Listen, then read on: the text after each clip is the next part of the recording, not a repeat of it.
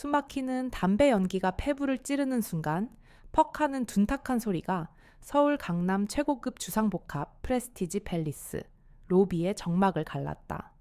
63세 경비원 최만식 씨의 몸이 종잇장처럼 구겨지며 차가운 대리석 바닥으로 쓰러졌다. 그의 낡은 안경이 허공으로 튕겨나가 처참한 소리를 내며 산산조각 났다. 이 늙은이가 감히 누구한테 눈을 빳빳이 뜨고 40줄의 산의 마동철이 경멸적으로 읊조리며 쓰러진 노인의 옆구리를 군홧발로 걷어찼다. 컥 하는 신음과 함께 최만식 씨의 입에서 피가 흘러나왔다. 불과 몇 분 전 최만식 씨의 죄는 단 하나였다. 소파에 누워 담배를 피우던 3명의 남자에게 다가가 공손하지만 단호하게 말한 것.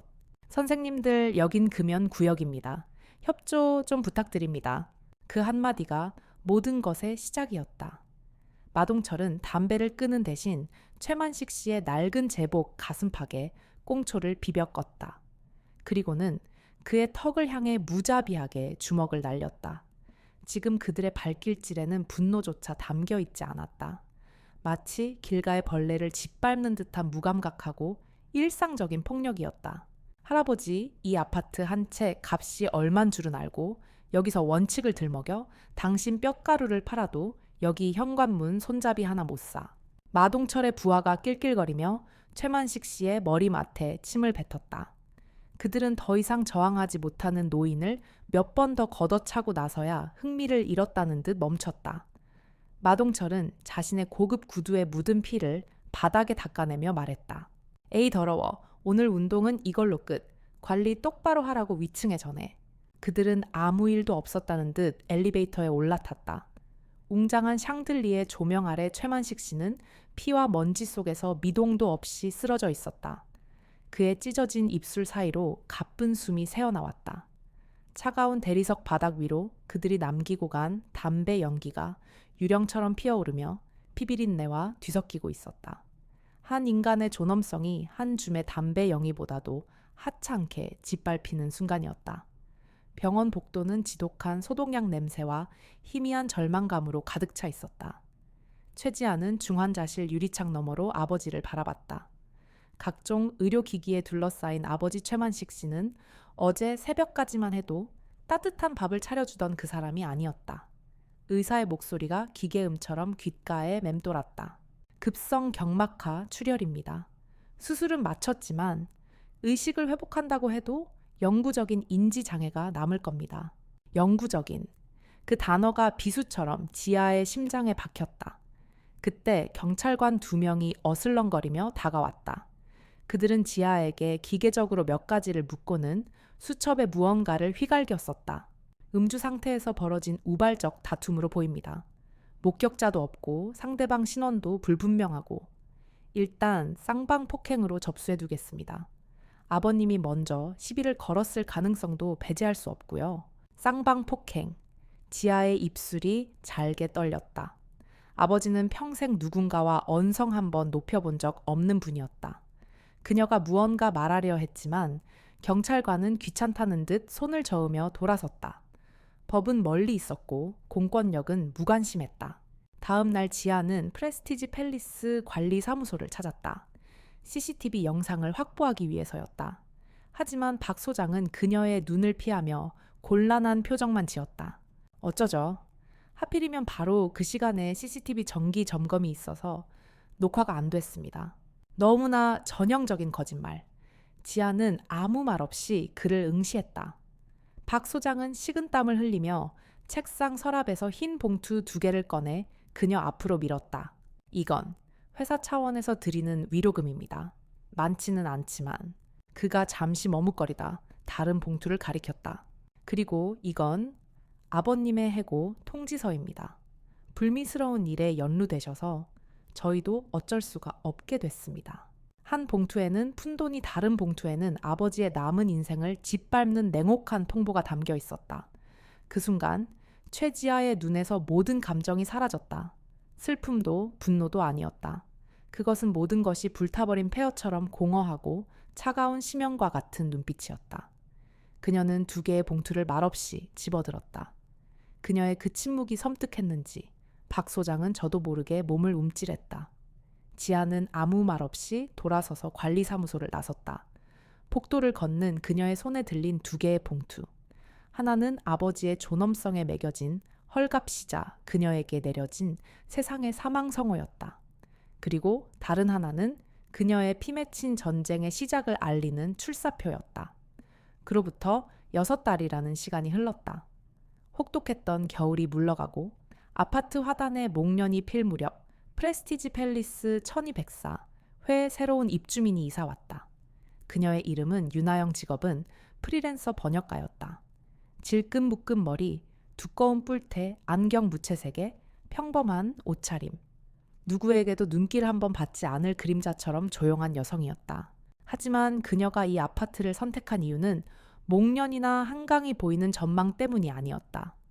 1204 호위 창문은 아파트 주 출입구와 상가, 그리고 마동철 일당이 담배를 피우며 상주하는 벤치가 정확히 내려다 보이는 완벽한 감시 지점이었다. 낮 시간, 그녀는 대부분 거실 창가에 앉아 노트북으로 일했다.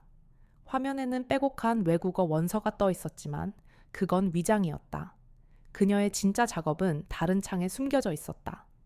마동철과 그 부하들의 얼굴 사진 차량 번호, 출몰 시간 동선, 심지어 그들이 피우는 담배 종류까지 기록된 데이터베이스가 실시간으로 업데이트되고 있었다. 해군 특수전전단 UDT에서 혹독한 정찰 및 정보 수집 훈련으로 다져진 그녀의 능력은 이제 복수를 위한 가장 날카로운 무기가 되어 있었다. 그녀의 눈에 비친 프레스티지 팰리스는 값비싼 지옥이었다. 주민들은 마동철 일당과 마주치면 약속이라도 한 듯 고개를 숙이고 빠른 걸음으로 지나쳤다. 아이들은 부모의 다급한 손길에 이끌려 놀이터에서 자취를 감췄다. 모두가 불편한 진실을 외면하며 하루하루를 버티고 있었다. 그들의 침묵과 공포가 마동철이라는 악마를 키우는 자양분이 되고 있었다. 밤이 깊어지면 윤아영, 안이 최지아는 노트북을 덮고 작은 액자 하나를 꺼내 들었다. 사고가 나기 전 아버지와 함께 찍은 사진이었다. 사진 속 아버지는 인자하게 웃고 있었다. 하지만 그 미소는 더 이상 그녀에게 위로가 되지 않았다. 그것은 차갑게 식어버린 심장을 다시 타오르게 하는 불쏘시개였고 매일 밤 흔들리는 그녀의 결의를 강철처럼 벼리는 숫돌이었다. 그녀는 사진 속 아버지에게 속삭였다. 조금만 더 기다리세요, 아빠. 당신을 짓밟은 그 세상 제가 통째로 부셔버릴 테니까. 그녀의 눈빛은 복수심을 넘어선 목표를 향해 움직이는 정밀한 기계처럼 차갑게 빛나고 있었다. 그날 밤 지하 2층 주차장은 술과 담배 연기로 자욱했다. 마동철 일당이 고급 외제차 2대를 비스듬히 주차해놓고 통행로를 막아선 채 판을 벌이고 있었다. 갓 취직한 듯 보이는 젊은 여성이 겁에 질린 채 자신의 경차 앞에서 어쩔 줄 몰라 하고 있었다. 바로 그때 또각또각 일정한 구두 소리가 들려왔다. 최지아, 아니 윤아영이었다. 그녀는 그들을 못 본 척 지나쳐 자신의 차로 향하는 듯했다. 그러다 문득 걸음을 멈추고 스마트폰을 꺼내 들었다. 대놓고 그들을 촬영하기 시작했다. 아줌마, 지금 뭐 하는 거야? 부하 중 한 명이 신경질적으로 소리쳤다. 지아는 뿔테 안경을 고쳤으며 몸이 건조한 목소리로 답했다. 아, 별거 아닙니다. 그냥 국민건강증진법 재구조사항 위반, 즉 금연구역 흡연 현장을 기록하는 중입니다. 과태료 10만 원 부과 대상이시죠. 그녀의 입에서 법 조항이 막힘없이 흘러나오자 순간 정적이 흘렀다. 마동철이 비웃으며 그녀에게 다가왔다. 술과 담배에 절은 악취가 확 풍겼다. 이 여자가 어디서 법 타령이야? 죽고 싶어. 마동철의 거대한 몸이 지아의 앞을 가로막았다. 위협적인 분위기 속에서도 지아의 표정은 변하지 않았다. 그녀는 한 걸음도 물러서지 않고 말을 이었다. 지금처럼 위력을 사용해 길을 막는 행위는 형법 제314조 업무방해죄에 해당될 수 있습니다. 이 영상은 증거 확보 차원이며 현재 클라우드 서버로 자동 전송되고 있습니다. 휴대폰을 부셔도 소용없다는 뜻입니다. 마동철의 얼굴이 일그러졌다. 그는 주먹이 통하지 않는 상대를 처음 만나본다는 표정이었다. 폭력과 협박이 아닌 차가운 논리와 법 조항 앞에서 그의 우월감은 속수무책으로 무너졌다. 이 이상한 여자에게는 공포라는 감정이 없는 듯했다. 볼일은 끝났으니 이만 가보겠습니다. 지아는 녹화를 중단하고는 마치 아무 일도 없었다는 듯 정중하게 고개를 까딱이고 자신의 차를 향해 걸어갔다. 그녀의 그 태연함이 마동철에게는 참을 수 없는 모욕으로 다가왔다. 일당은 멍하니 서서 그녀가 낡은 국산 차를 몰고 주차장을 빠져나가는 것을 지켜볼 뿐이었다. 저 미친년 뭐야. 욕설과 함께 마동철이 술병을 바닥에 내던져 박살냈다. 처음으로 느껴보는 종류의 패배감이었다. 주먹 한 번 휘두르지 못하고 조롱당한 기분. 그의 눈의 살기가 번뜩였다. 저 여자가 누구인지 바닥까지 샅샅이 파헤쳐야 했다. 조용했던 사냥터에 예상치 못한 변수가 나타난 것이다. 마동철의 보복은 유치하고 신속했다. 다음 날 아침 최지아의 현관문은 붉은색 레커 스프레이로 그어진 욕설로 뒤덮여 있었다. 미친년 나대지 마라. 문 앞에는 음식물 쓰레기 봉투가 터진 채 악취를 풍기고 있었다. 출근하던 이웃 주민들은 그 광경을 보고 혀를 차며 수군거렸다. 쯧쯧 괜히 저 여자가 조폭을 건드려서는 아파트 전체가 시끄러워지겠네. 우리한테까지 피해가 오는 건 아니겠지. 무서워서 살 수가 있나. 비난의 화살은 가해자가 아닌 굳이 문제를 일으킨 그녀에게로 향했다. 하지만 지아는 그들의 시선에 아랑곳하지 않았다. 그녀는 비닐 장갑을 낀 채 마치 감식반 요원처럼 침착하게 모든 각도에서 현관문의 상태를 촬영했다. 분노나 두려움의 흔적은 조금도 찾아볼 수 없었다. 그녀의 눈은 오직 다음 단계를 계획하는 전략가의 그것이었다. 오후가 되자 보안업체 직원이 그녀의 집을 찾았다. 지아는 평범한 CCTV가 아닌 군용 수준의 초소형 카메라 여러 대의 설치를 요구했다. 기존의 현관문 렌즈는 그대로 두시고 그 옆 2mm 틈새에 피놀 카메라를 설치해주세요. 복도 전체를 조망할 수 있도록요. 그리고 저기 복도 끝 비상등 커버 안쪽에도 하나 더 부탁합니다. 제 집 앞을 오가는 모든 것을 기록해야 해서요. 그녀의 전문적인 요구에 보안업체 직원은 놀란 눈으로 그녀를 쳐다봤다. 모든 설치가 끝난 후 지아는 몇 시간에 걸쳐 현관문을 뒤덮은 붉은 레커를 흔적도 없이 지원했다. 마치 아무 일도 없었다는 듯 현관문은 다시 차가운 금속성 빛을 되찾았다. 그녀는 경찰에 신고하지 않았다. 처음부터 무의미한 절차라고 생각했다. 마동철의 어설픈 복수는 그녀에게 공포가 아니라 완벽한 선물을 안겨주었다. 바로 이 집을 합법적인 감시 요새로 만들 명분. 이제 거미줄은 모두 쳐졌다. 그녀의 계획대로라면 어리석은 사냥감은 곧 제 발로 다시 거미줄을 찾아와 스스로 올가매게 될 터였다.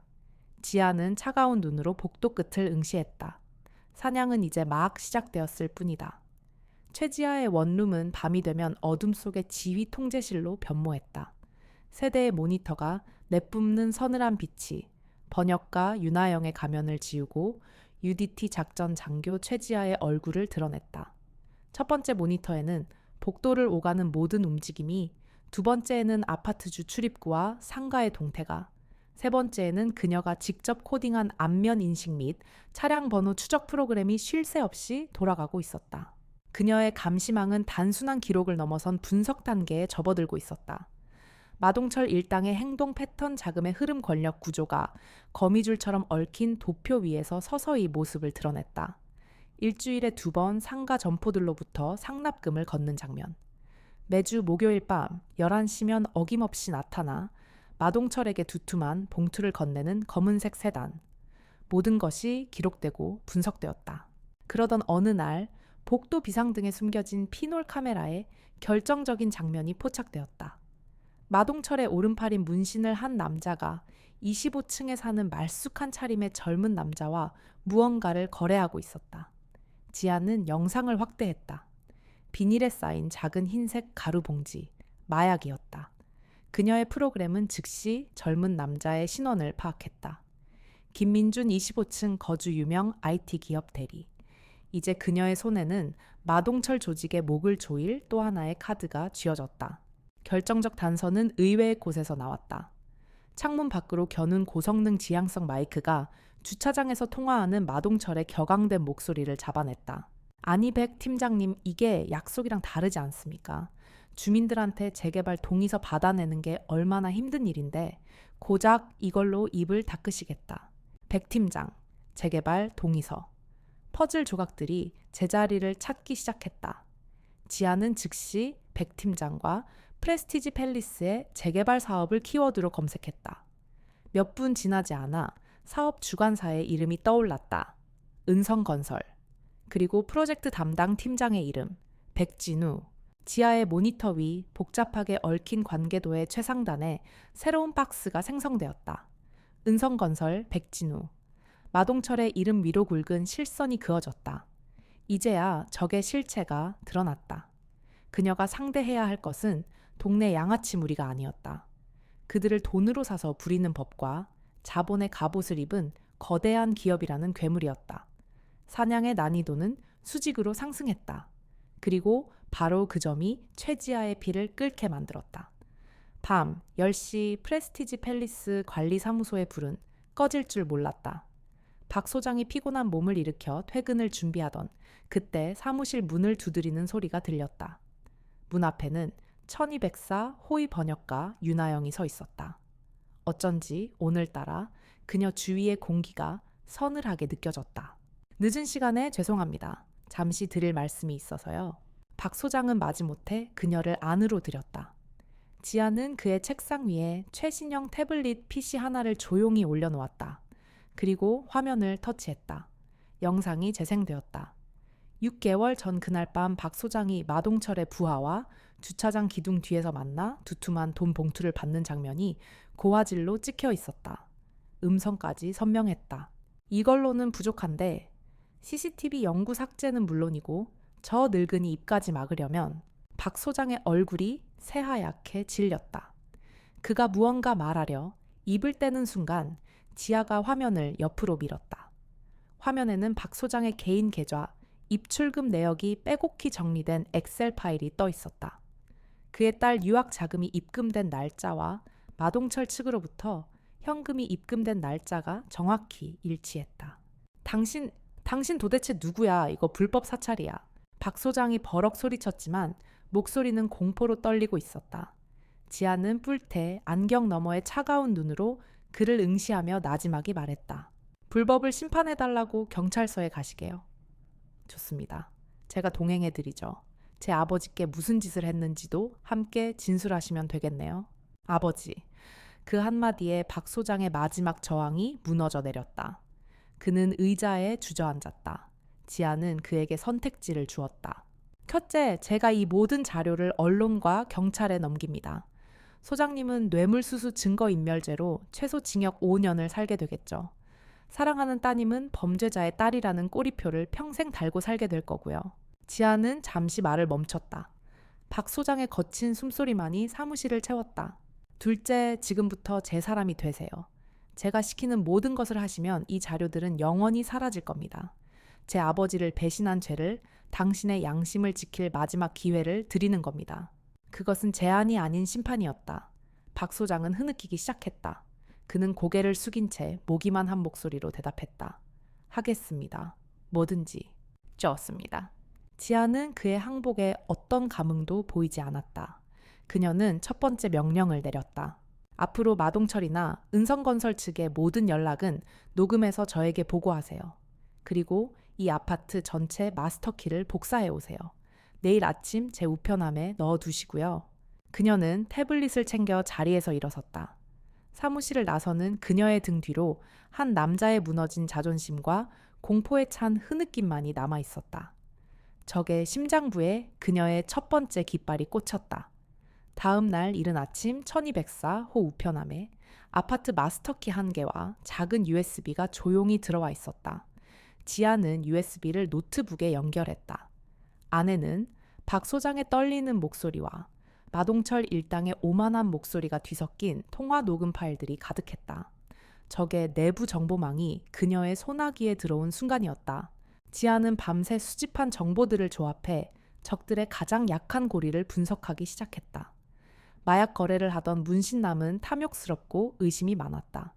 다른 조직원 둘은 한 여자를 두고 삼각관계에 얽혀 있었다. 그리고 이 모든 것을 아우르는 마동철의 치명적 약점은 그의 오만함과 누구도 완전히 믿지 않는 편집증적 성격이었다. 그는 공포로 조직을 통솔하고 있었다. 지하의 첫 번째 공격은 그 공포의 시스템에 균열을 내는 것이었다. 그녀는 대포폰과 음성 변조 프로그램을 이용해 삼각관계에 얽힌 조직원 중 한 명에게 익명의 문자 메시지를 보냈다. 내 여자가 김 실장이랑 붙어먹는 거 마동철 형님도 알고 계시더라. 핵심은 마동철의 이름을 언급하는 것이었다. 배신을 알고도 묵인했다는 의심의 씨앗을 심는 것. 두 번째 공격은 탐욕을 겨냥했다. 박 소장으로부터 은성건설의 자금 지급 정보를 입수한 지아는 마동철이 조직원들에게 돈을 나눠준 직후 마약 거래를 하던 문신남에게 문자를 보냈다. 은성에서 1,000만 원 내려왔는데 넌 200만 원 받았네. 나머지 800만 원은 마동철 형님이 드셨나 보다. 구체적인 액수는 의심을 확신으로 바꾸기에 충분했다. 효과는 즉각적이었다. 그녀는 감시 카메라를 통해 자신의 작품을 감상했다. 삼각관계에 얽힌 조직원 둘이 주차장에서 멱살잡이를 하며 싸우기 시작했다. 문신남은 마동철을 바라보는 눈에 노골적인 의심을 품기 시작했다.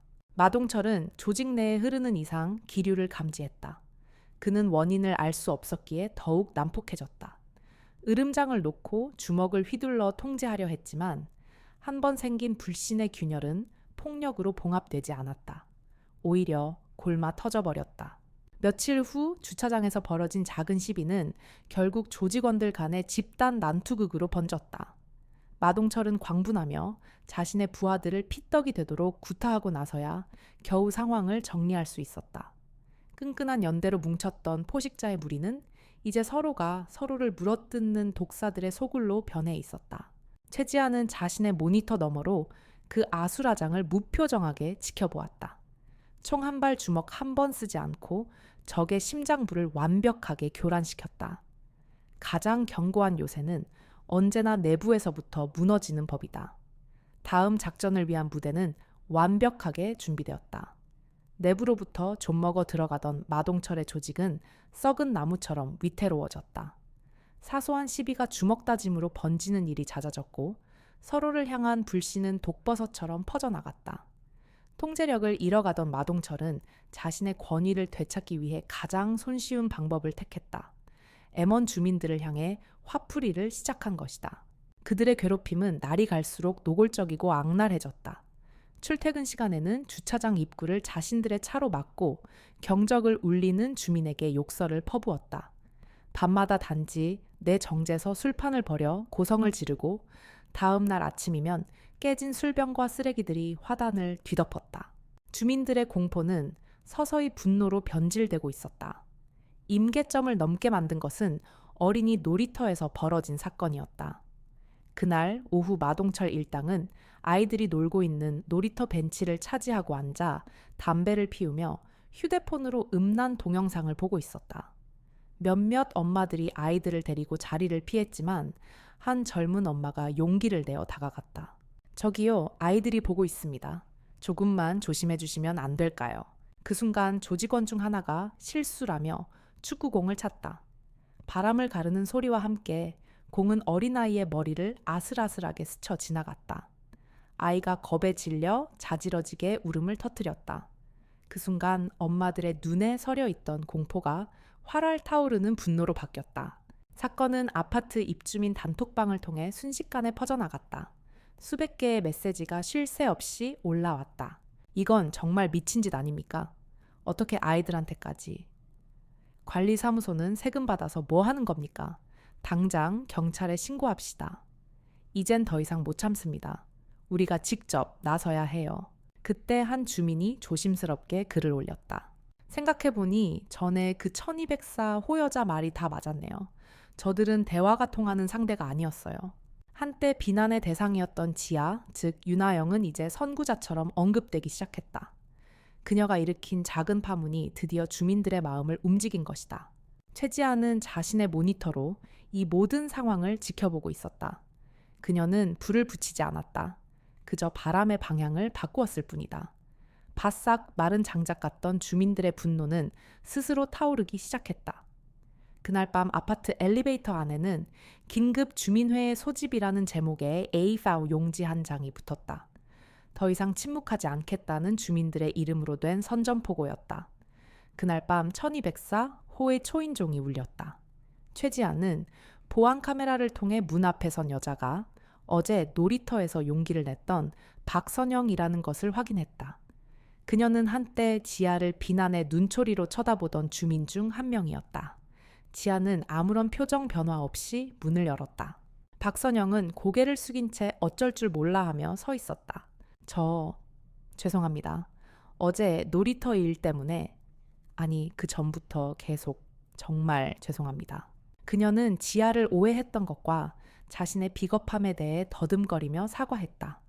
그리고는 주민회의를 소집했지만 모두가 두려움에 떨고 있을 뿐 아무런 대책이 없다고 실토했다.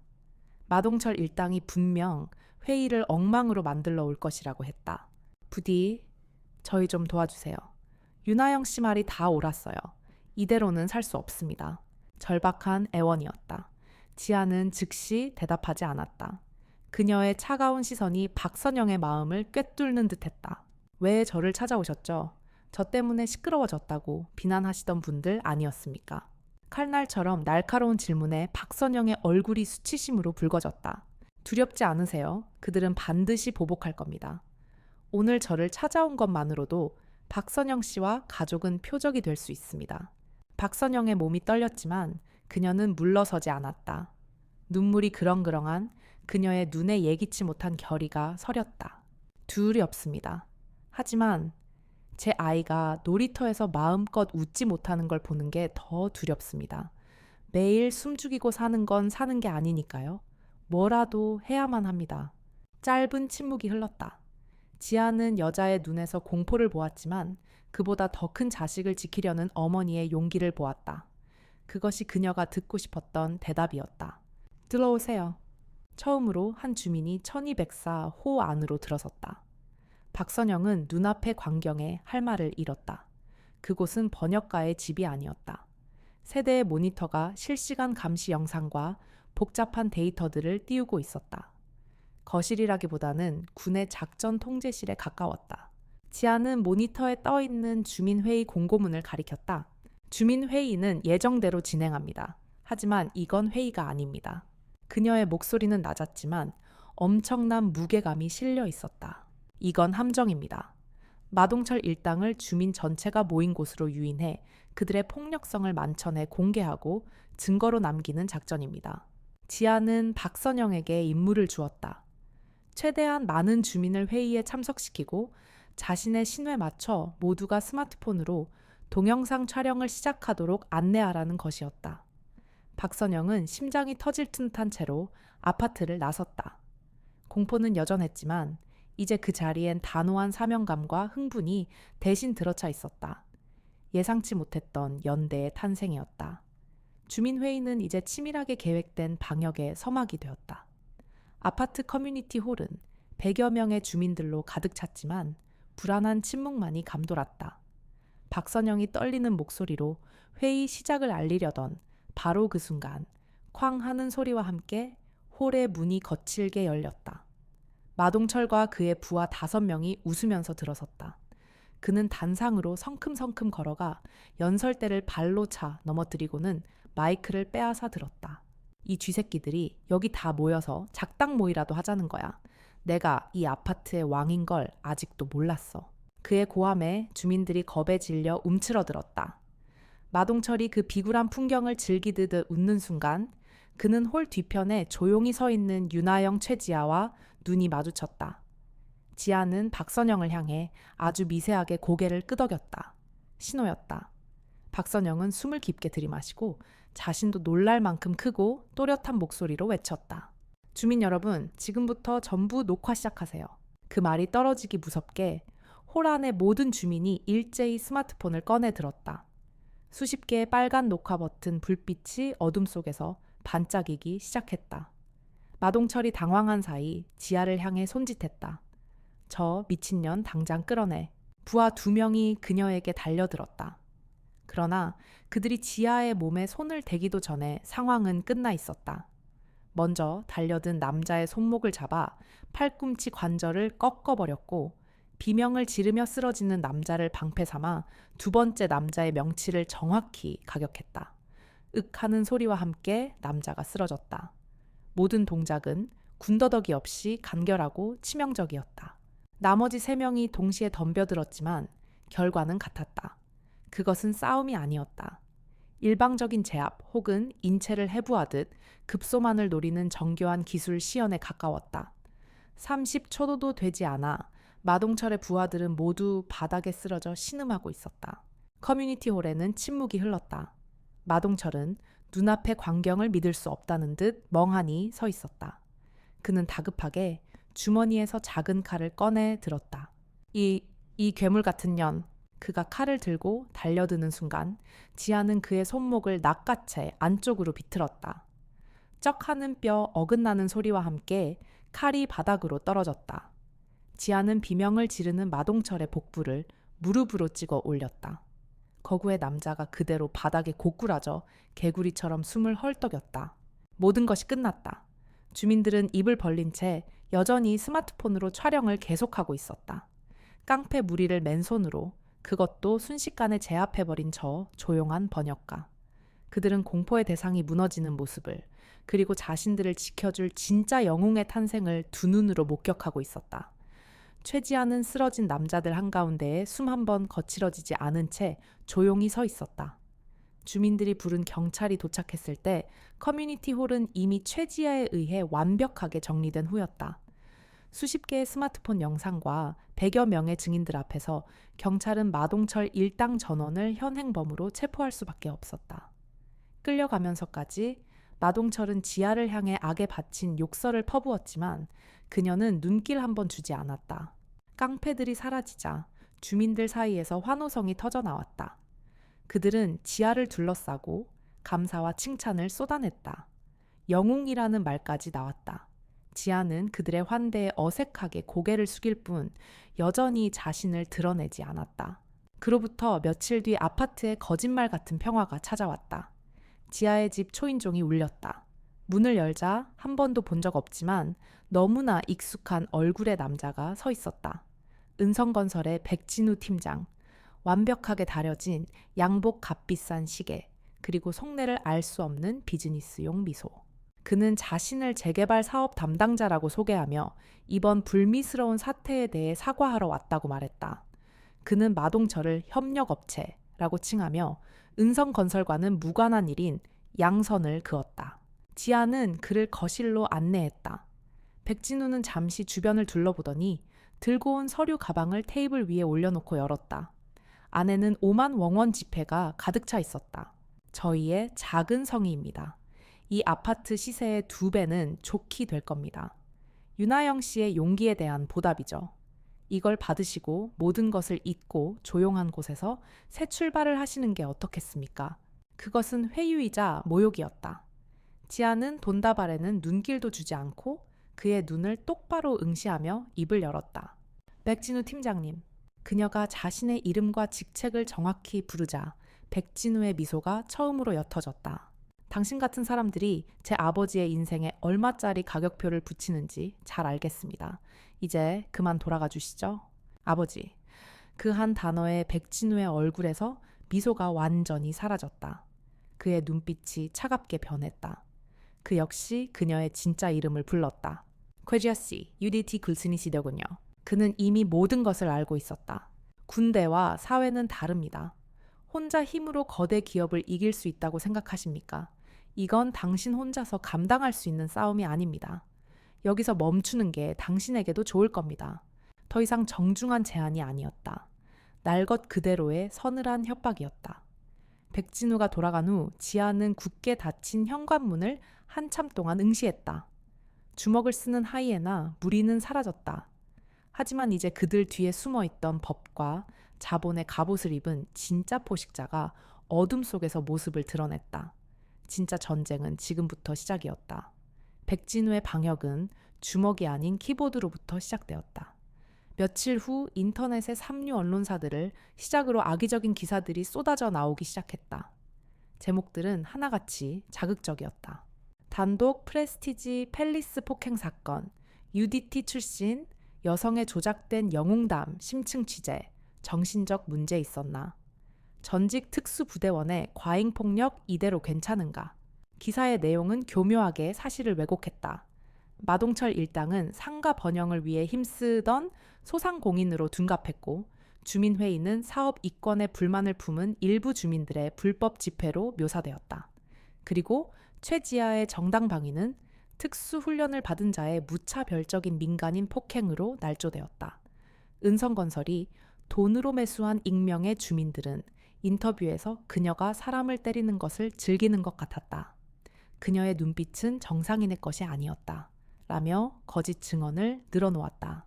공격은 그녀의 과거까지 파고들었다. 명예롭게 전역한 사실은 사회 부적응으로 인한 불명예 제대라는 뉘앙스로 포장되었고 특수부대 경력은 PTSD를 암시하는 도구로 사용되었다. 정의로운 군인은 순식간에 정신병을 앓는 폭력 중독자로 둔갑했다. 여론은 무섭게 돌아섰다. 기사 댓글 창에는 군대에서 배운 살인 기술로 민간인이나 패고 다닌다. 저런 사람이 이웃이면 무서워서 살겠나. 같은 악플이 수백 개씩 달렸다. 아파트 내부 여론도 술렁이기 시작했다. 승리의 기쁨은 사라지고 불안과 의심이 그 자리를 채웠다. 기사를 보니 좀 무섭네. 너무 과격했던 건 아닐까. 엘리베이터에서 마주친 주민들은 이제 그녀의 눈을 피했다. 아이들의 손을 잡고 그녀에게서 슬그머니 뒷걸음질 치는 부모도 있었다. 최지아는 자신의 통제실에서 이 모든 상황을 지켜보고 있었다. 그녀의 얼굴에는 분노나 슬픔 같은 감정이 떠오르지 않았다. 그녀는 기사를 유포한 언론사들의 IP 주소를 역추적해 그 배후에 있는 유령 홍보 대행사를 찾아냈고 기사의 문체와 논리 구조를 분석해 배후 세력의 공격 패턴을 파악하고 있었다. 이것은 어설픈 협박이 아닌 자본을 동원한 정교한 심리전이었다. 백진우는 여론이라는 군대를 동원해 그녀를 사회적으로 매장시키고 고립시키려 했다. 하지만 그는 한 가지 사실을 몰랐다. 포기를 모르는 이 전직 UDT 장교에게도 이제는 그녀를 믿고 따르는 군대가 생겼다는 것을. 지아는 스마트폰을 들어 박선영의 번호를 눌렀다. 이제 반격의 시간이었다. 최지아의 연락을 받고 그녀의 집에 모인 것은 박선영을 포함한 5명의 주민 대표였다. 그들은 인터넷 기사 때문에 분노와 불안에 떨고 있었다. 지아는 자신의 모니터로 백진우의 여론전 방식을 지도처럼 펼쳐 보이며 차분하게 말했다. 이건 언론의 탈을 쓴 조직적인 인격 살인입니다. 흩어져서 각자 대응하면 반드시 패배합니다. 우리도 하나의 군대처럼 움직여야 합니다. 그녀의 집, 즉 작전 통제실에서 첫 번째 주민 대책 회의가 시작되었다. 지아는 각자의 능력에 맞춰 임무를 부여했다. 박선영은 피해 주민들의 증언을 날짜별로 수집하고 IT 회사에 다니는 김민준 씨는 모든 증거를 업로드할 안전한 웹사이트 구축을, 광고 회사에 다니는 다른 주민은 이 모든 사실을 대중에게 가장 효과적으로 전달할 스토리라인 구성을 맡았다. 그날 이후 커뮤니티홀은 주민들의 야전사령부로 변했다. 수십 명의 주민이 자발적으로 모여 각자의 위치에서 힘을 보탰다. 누군가는 지난 몇 달간 찍어두었던 마동철 일당의 만행 영상을 시간대별로 정리했고 누군가는 자필로 빼곡하게 피해 사실 진술서를 작성했다. 흩어져 있던 분노와 공포가 진실이라는 이름 아래 거대한 힘으로 응집되고 있었다. 그리고 지아는 그 거대한 불길에 기름을 부을 마지막 증거를 내놓았다. 백진우가 그녀의 집을 찾아와 돈으로 회유하고 협박했던 모든 대화가 담긴 일체의 편집도 없는 원본 녹음 파일이었다. 파일을 들은 주민들은 경악했다. 소문으로만 듣던 거대 기업의 추악한 민낯을 확인한 그들의 눈에는 이제 결의가 서렸다. 작전 개시일. 그들은 지하의 전략에 따라 삼류 언론사가 아닌 대중을 직접 상대하기로 했다. 김민준 씨가 구축한 프레스티지 팰리스의 진실이라는 이름의 웹사이트가 공개되었다. 그곳에는 지난 6개월간의 모든 피해 사실이 타임라인으로 정리되어 있었고 주민들의 자필 진술서와 수십 개의 영상 증거가 첨부되었다. 그리고 웹사이트 최상단에는 이런 제목의 녹취 파일이 올라와 있었다. 단독 공개 은성건설 백진우 팀장 돈으로 진실을 묻으려 하다. 그날 밤 9시 정각 수백 명의 주민이 동시에 약속된 온라인 커뮤니티와 자신의 SNS에 해당 웹사이트 링크를 공유하기 시작했다. 거대 언론사를 향해서도 제보 메일을 보냈다. 파급력은 폭발적이었다. 특수부대 출신 영웅을 매장하려 한 비리 기업이라는 스토리는 대중의 분노를 자극하기에 충분했다. 몇 시간 만에 전너건 프레스티지 팰리스의 진실, 멘트 은성건설, 백진우 해시태그가 SNS 실시간 트렌드를 장악했다. 백진우가 돈으로 쌓아 올린 거짓의 성벽은 진실을 외치는 평범한 사람들의 연대 앞에서 모래성처럼 허물어지고 있었다. 어둠 속 자신의 사무실에서 이 모든 상황을 실시간으로 지켜보던 백진우의 얼굴이 하얗게 굳어갔다. 전세는 완벽하게 역전되었다.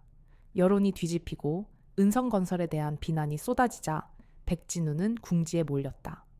회사에서는 그에게 모든 책임을 지고 사태를 해결하라고 압박했다. 독 안에 든 쥐가 된 그는 마지막 발악을 준비했다. 그는 최지아에게 전화를 걸었다. 예의 바른 가면은 완전히 벗어 던진 날 것 그대로의 목소리였다. 최지아 씨, 오늘 밤 11시 은성건설 제2공사 현장으로 혼자 와. 네 아버지가 입원한 병원 보안이 아주 허술하더군. 괜한 생각은 하지 않는 게 좋을 거야. 그는 아버지를 인질로 삼아 그녀를 협박했다. 소식을 들은 박선영과 주민들은 절대로 가서는 안 된다며 그녀를 말렸다. 하지만 지아는 단호했다.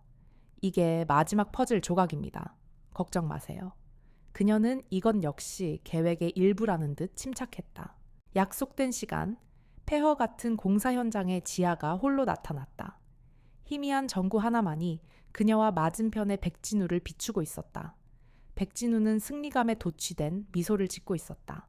결국 왔군. 넌 그냥 힘만 센 멍청한 군인일 뿐이야. 이 사회는 나처럼 머리 쓰는 사람들이 움직이는 거라고. 넌 이제 끝났어. 그가 손짓하자 어둠 속에서 마동철의 남은 부하 대여섯 명이 쇠 파이프를 들고 나타났다. 백진우의 마지막 계획은 잔인하고 단순했다. 지아를 자극해 폭력을 유도하고 그 장면을 교묘하게 편집해 그녀를 살인 미수범으로 만드는 것. 그는 자신의 완벽한 계획을 자랑하듯 떠벌렸다. 마동철을 고용한 것부터 주민들을 협박하고 언론을 매수한 모든 과정을. 그의 말이 끝나자 지아가 처음으로 희미하게 웃었다. 그녀는 손목에 찬 시계를 가리켰다. 백진우 씨, 당신의 가장 큰 실수는 적을 과소평가한 거야. 그녀가 시계를 가볍게 터치하자 그녀의 주머니에 있던 소형 스피커에서 방금 전 백진우가 떠벌린 모든 말이 고스란히 흘러나왔다. 이 사회는 머리 쓰는 사람들이 움직이는 거라고. 자신의 목소리가 공사 현장에 울려 퍼지자 백진우의 얼굴이 굳었다.